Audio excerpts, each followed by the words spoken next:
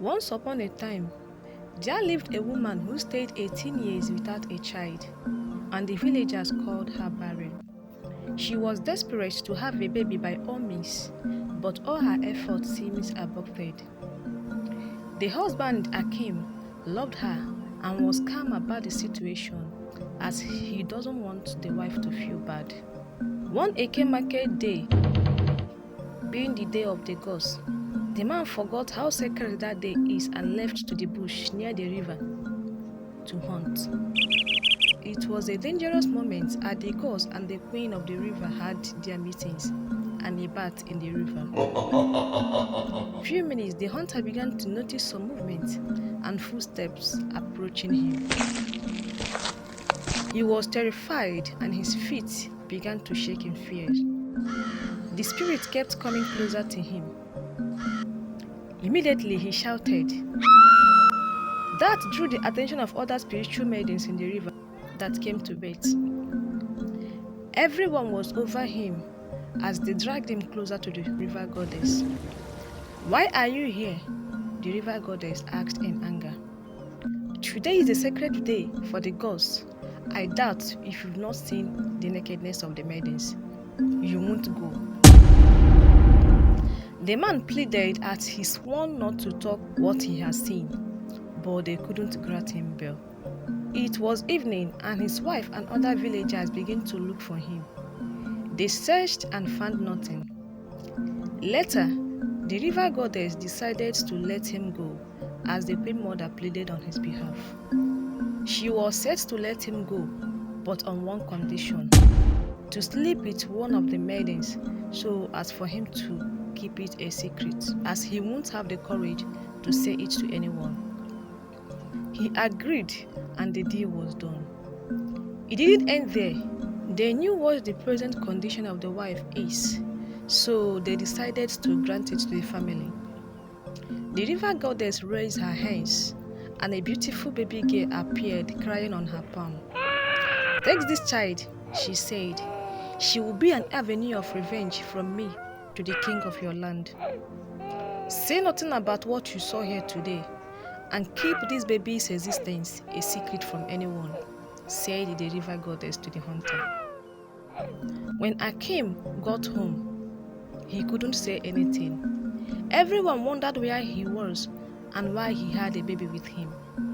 When they noticed he wasn't saying anything, they left him. The wife, who was desperate for a child, didn't pressure him much, as she thought to herself, this could be an answered prayer. She hurriedly carried the baby from her husband, looking happy and worry-free, without knowing the mysterious existence of the baby. Weeks later, the news of the baby spread through the whole village. Everyone was amazed, but no one could tell the mysterious existence of the baby. The newly found parents decided to give their daughter a name. The wife suggested Mirima, while the husband agreed to it. Years later, the girl grew into a beautiful young woman. Her beauty blossomed as no man passed without looking twice at her. Another Eke market day approached. No one was able to move out at the village, as they all knew it was a sacred day for the gods and the river goddess. The sun was hot, and the Mirima got up to leave. My child, you can't leave, said the hunter. But I want to move around, replied Mirima. My daughter, I said it is dangerous to move around today. Today is a sacred day for the gods and the river goddess. Just the moment as they were arguing, the mother came out. Mirima, my daughter, please stay back. Your father is right. Yet, Mirima insisted. When they saw that they couldn't hold her back, they left her. She hurried back to the river where she came from. We have been waiting for you, said the river goddess. Come closer, as we will tell you fully what your assignment is. On another Eke market day, you will have the king of that land murdered, said the river goddess. As the goddess has said, I will do it, replied the Mirima. Just as she was with the river goddess, her earthly parents were worried. "It is already getting dark," murmured the mother. Where could she be? Mirima was given directions on how she would get the king down as part of the revenge. The king of the land had married 3 wives, and one of them were betrothed to the river goddess as a woman who gave birth to her in hard labor beside the river bank promised to give her to the river goddess who watched and helped her deliver. The covenant was sealed and the woman gave up the ghost. An old woman picked the child from the river bank.